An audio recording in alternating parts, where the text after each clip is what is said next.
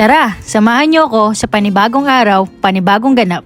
Pasensya na kayo guys, ngayon lang ako nakagawa ng video kasi sobrang busy ko talaga sa skincare namin. Ang dami kasing orders everyday. Naisipan nga pala namin ngayong gabi na mamili sa suki naming gulayan at prutasan. Wala na rin kasi kaming stock sa bahay. Kapag ganito nga palang namamalengke kami, asawa ko ang bahala sa pamimili ng mga bilihin. Kasi mas mitikuloso siya sa akin pagdating sa mga kakainin niya. Kaya ako, eto, tamang tingin-tingin lang sa kanya at magbabayad. Gustong gusto kasi naming mamili dito kasi mas fresh at murang mga prutas at gulay dito kesa sa palengke. Nakakaya nga, tagal na kasi namin bumibili dito. Tapos follower pala namin yung nag-aasikaso na tindero at tindera dito sa amin. Shoutout po sa inyo ate kuya, kapag okay na sticker ko, iabot ko na lang po. Nanghihingi kasi sila ng sticker sa akin kaso naubusan na ako. Ayan, kung makikita nyo, namimili ng mga prutas ang asawa ko kasi naubos na yung binili naming nakarang linggo na isang box ng orange at apple. Kita nyo, kumukuha siya sa pinaka-box pa kasi suki naman daw kami. At tapos na nga siyang mamili. Kaya ako, eto, tinawag naman niya para magbayad. Ang mura nga na napapamili namin dito. Kita nyo naman sa resibo. Nasa 980 lang pala mga napamili namin. Naka-tricycle nga lang pala kami guys. Kapag ganitong malapit lang ang pupuntahan namin. Pupunta na din nga pala kami ng Pure Gold para mamili ng ibang kailangan naming dalawa. Ito kasi yung malapit na grocery sa amin. Kasama nga din pala namin si Ayu. Gusto niya palaging nasa cart lang siya kasi mabagal siya maglakad. Kapag ganitong nag-grocery kami, hulaan nyo, saan ako unang pumupunta? Syempre, kapag tomboy, napkin agad. Akala ng iba maasar ako kapag usapang napkin. Totoo naman talaga gumagamit ako ng napkin. May matres kaya ako? Sa mga nagtatanong dyan kung anong napkin ko, kahit ano, basta all night with wings. Hindi ko talaga dapat makalimutan yan. Namili na din pala kami ng mga tissue kasi sipunin ako kaya kailangan ko ng pangsinga. Mga pinapamili namin ngayon, mga kailangan namin dalawa at mga anak namin kasi gutumin sila. Pang 1 week lang muna gino-grocery namin. Naalala ko tuloy dati nung nagtatrabaho pa ako, bago ko kunin yung bibilin ko sa grocery, kailangan i-total ko muna lahat kung sakto sa budget ko. Kasi ang i-grocery ko ay budget ko lang for 2 weeks. Tapos, ang matitira sa sweldo ko ay pinapadala ko sa mga magulang ko. Ganyan ako kasinop sa pera. Kapag hindi kailangan, hindi ko dapat bilhin. Ang sarap sa feeling ngayon, hindi ko na kailangan tinitingnan ang kada presyo ng mga bibilin ko. At nabibili ko na din lahat ng cravings ko at ng asawa ko. Alam nyo ba, hindi ako nahiyang ikwento sa inyo ngayon na pumipila ako at bumibili sa mga bilihan ng sapatos na 3 for 1k pesos. Bumibili rin ba kayo sa ganun? Tuwan-tuwa na ako noon kapag nakakabili ako ng ganun. Pero ngayon, nabibili ko na lahat ng gusto ko. Pero tandaan, ganun pa din po ako. Hindi ako bumibili kapag hindi ko kailangan. Asawa ko pa nga nangungulit sa akin ngayon na bumili ako ng mga gamit ko. Hindi kasi ako mahilig sa mga material na bagay, lalo na ngayon. Mas gusto ko yung pagkain talaga. At yung mga bagay na kailangan ko lang talaga. Hindi kasi ako maluho talaga guys. Alam ko kasi ang hirap paano kumita ng pera. Kaya asawa ko talaga namimili ng mga gamit ko kasi hindi ako bumibili. At saka dati, nung naliligaw pa ako sa asawa ko, ang nireregalo ko sa kanya, mga alahas na mumurahin. Kada magkikita kami, palagi ako may regalo sa kanya. Pero kahit mumurahin mga yun, pinag-iipunan ko pa din at may mga meaning siya para sa akin. Napansin ko din mahilig siya sa mga crop top na damit tuwing magkikita kami.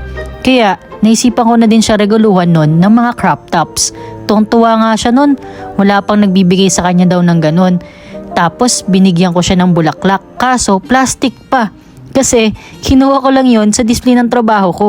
Pero may amoy ng pabango ko para palagi niya ako naaamoy. Hindi ko nga alam kung nagugustuhan niya mga nireregalo ko. Pero sa tingin ko nagugustuhan naman niya. Kasi kinikilig siya kapag binibigay ko. Grabe kasi mga kasabayan ko manligaw sa kanya. Iba talaga mga binibigay. Kagaya ng kotse, mamahaling bags. Pero si Tomboy Kian pa din ang nagwagi. Kasi time, effort at respect ang nagustuhan niya sa akin until ngayon. Napatagal nga pala kami ng pamimili. Hindi namin napansin na umuulan na pala ng malakas sa labas. Kaya eto, nabasa kami sa biyahe. Pagdating nga namin sa bahay, nagmamadali na kaming ibaba mga pinamili namin kasi sobrang lakas talaga ng kulog at kidlat. Sabi ko nga sa inyo, kapag ganito ang panahon na umuulan, ang pinaka-favorite kong weather dito sa atin sa Pinas kasi nakaka-relax at presko sa pakiramdam. Pero wag naman bagyo ha, ibang usapan na yon.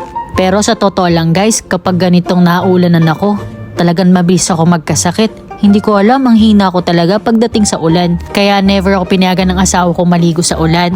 Ito naman yung kapatid ng asawa ko. Dahil naulanan siya, nagulat na lang talaga kami. Biglang tumalon sa swimming pool. Hindi man lang natakot sa lakas ng ulan at kulog.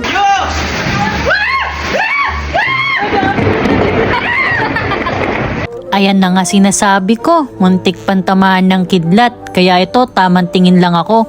Maliligo din sana ako, kaya lang nakakatakot talaga yung kidlat. Kaya nagluto na muna ako ng hapunan namin. Kapag ganitong umuulan, masarap ang may sabaw. Kaso, noodles lang naluto ko kasi gutom na kami. Kapag chicken na noodles nga pala, gusto ko may paminta. Mas sumasarap kasi lasa niya para sa akin. Habang kumakain kami, napasigaw kami tatlo kasi bigla talaga nag-blackout. Nag-brownout pala. Na lang, Girl Scout ang tomboy nyo. Meron akong emergency lights. Nakakainis talaga dito sa Pampanga. Lagi na lang brownout. Grabe talaga lakas ng kulog at kidlat. Nakakatakot sa labas. Kaya kahit brownout, tinuloy pa rin namin pagkain namin dalawa. Kasi talagang gutom na kami. Hindi na muna ako nagbanlaw mag-isa sa taas. Kasi nakatatakot din ako, madilim. Buti nga si Ayu kapag ganito nangyayari, hindi siya nagpapanik. Sanay na rin kasi sa brownout dito sa Pampanga. Pagkatapos kong kumain dito, kailangan ko talaga magbanlaw para iwas sakit na din. At sa wakas, tumila na yung ulan at kulog kidlat, diretso swimming pool na tayo. Grabe, sarap talaga mag-swimming dito sa swimming pool namin kasi jacuzzi po ito, napaka-warm ng tubig kaya hindi tayo lalamigin. Ewan ko ba, mas gusto kong mag-swimming dito kahit umuulan. At eto na nga si Ayu, naiinggit sa akin. Gustong maligo, kaya lang gabi na. Kaya sabi ko, samahan na lang niya ako dito. Buti na lang mabait at masunurin si Ayu. Tamang nood na lang siya. Dati, nakakapag-swimming lang ako kapag inaya kami ng mga kamag-anak namin. Kaya lang madalas mas hindi ako nakakasama kasi working student ako. Kaya ayun, di talaga ako natutong lumangoy. Kaya talagang sobrang laking pasasalamat ko sa Diyos kasi yung mga hinihiling ko dati, binibigay niya na ngayon. Iba po talaga kapag positive ka sa buhay at malakas ang pananampalataya mo. Hindi porket tomboy ako, wala akong takot sa Diyos. Etong mga natatamasa ko ngayon ay hindi lang dahil sa sipag at tiyaga ko, kundi sa pananampalataya at paniniwala ko sa Diyos. Ang sarap lang sa feeling, anytime tatalong ka na lang sa swimming pool kasi nasa likod lang ng bahay mo. Pinangarap nyo rin ba magkaroon ng swimming pool sa bahay? Kaya ang gawin mo, huwag ka mawalan ng pag-asa sa mga bagay na mga pinapangarap mo. Kasi lahat tayo may mga tamang panahon at oras. Huwag mong isipin na nahuhuli ka. Kasi meron ding tamang panahon para sa'yo. Pero, syempre, samahan mo ng sipag, tiyaga at sa tamang paraan. Sabi nga nila, hindi natin ginusto na pinanganak tayo na mahirap. Pero yung mamamatay ka mahirap, ay choice mo na sa buhay mo yun. Pero sa totoo lang, mayaman ka man o mahirap, hindi na mahalaga yun. Basta ang mahalaga, masaya kang nabubuhay at wala kang inaapakan na ibang tao. Sana na-inspire ko kayo sa kwento ko. At sana sa mga susunod na videos ko ay panoorin mo ulit hanggang dulo. Kaya hanggang dito na lang. Paalam!